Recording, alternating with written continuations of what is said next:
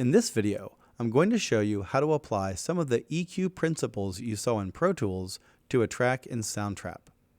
Let's get started. The first thing I'm going to do is grab a drum beat. This Beanie Beat 1 full will do. I bring it into the Soundtrap window. It's a banger. Next, I'm going to click on the track header icon so I can access my effects. Here, I'm going to click the word Effects. Now, this brings up our effects. As you can see, there's already this thing called Dynamics Compressor on it. Don't worry about that. We're going to add an effect.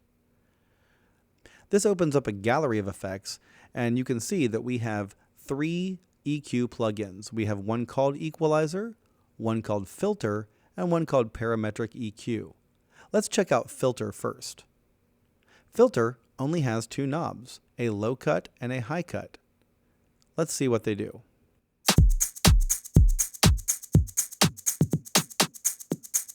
So with this knob, you can adjust what frequency is the cutoff point for the filter, but you cannot adjust the slope of the filter. So it's a little more limited than EQ37 band, but it still works. You can also cut out the highs of a signal.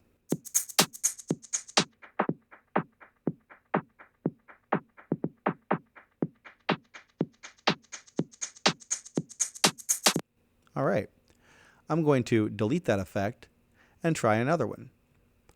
This time, let's go to the graphic equalizer, simply called Equalizer.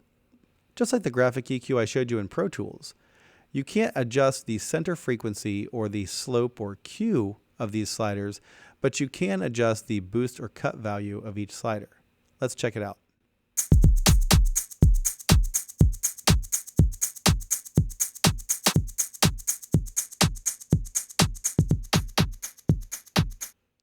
It's not super effective, but it's there. I'm going to delete that, and we're going to move on to the last EQ plugin available in Soundtrap, the Parametric EQ. This one has the most knobs and gives you the most control over your frequencies. Now it does only have 3 bands, a low frequency, a mid frequency, and a high frequency band. But for each of these frequencies, you can control the center frequency, making it higher or lower. You can control the volume level of the gain, boosting or cutting that frequency. And here you can adjust the slope or the Q of the frequency. You can make that Q narrow or you can make that Q wide. Let's try it.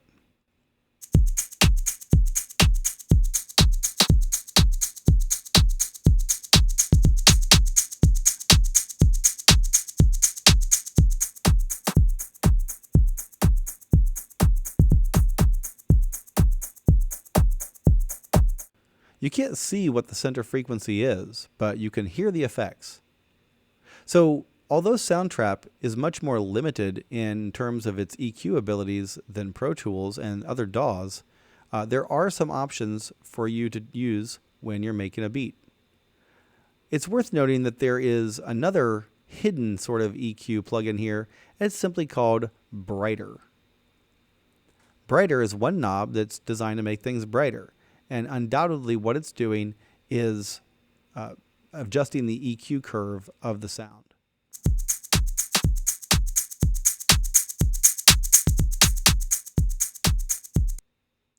Other places you can adjust EQ are in the amp settings. There's treble and bass knobs, and those are EQ.